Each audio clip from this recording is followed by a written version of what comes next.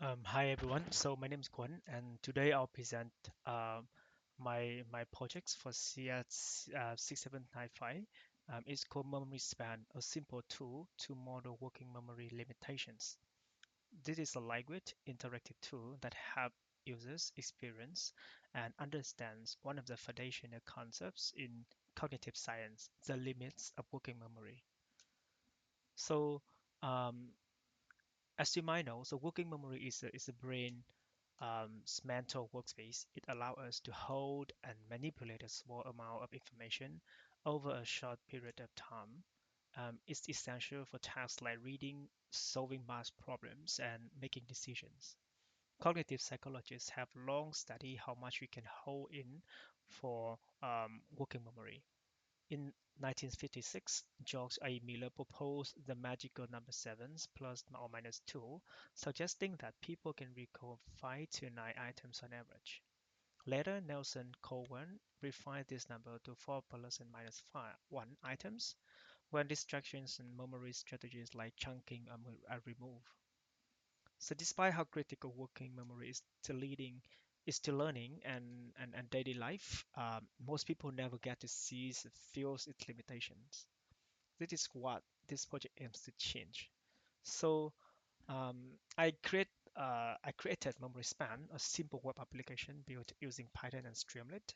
The tool presents users with a sequence of digits, letters, and colors for a few seconds.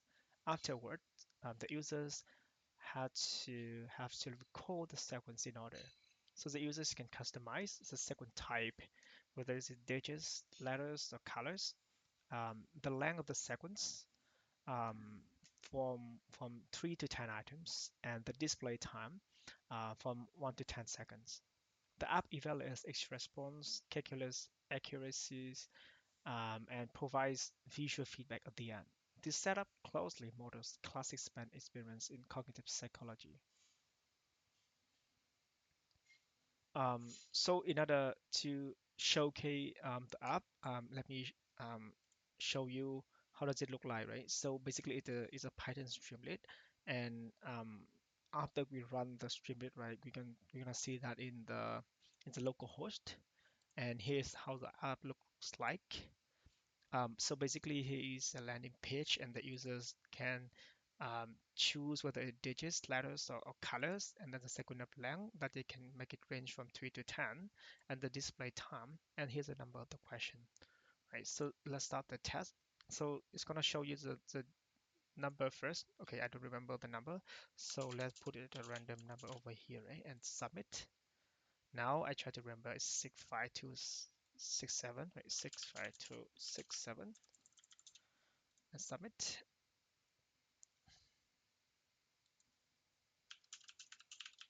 Yeah, 77414.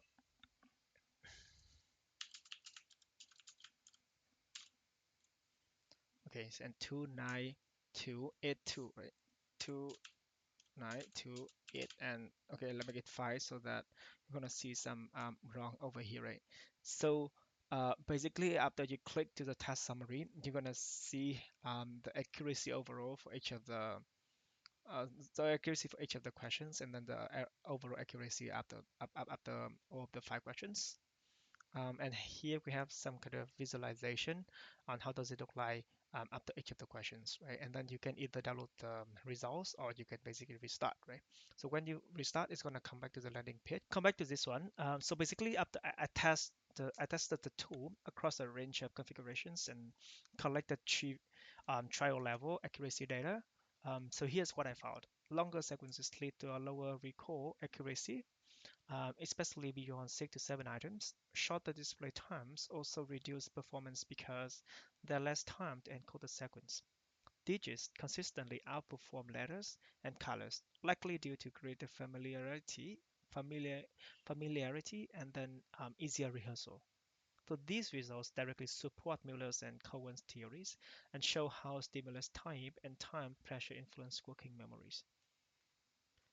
Um, so in summary, memory span is a small but powerful tool that demonstrates how digital applications can bring classic cognitive science theories to life.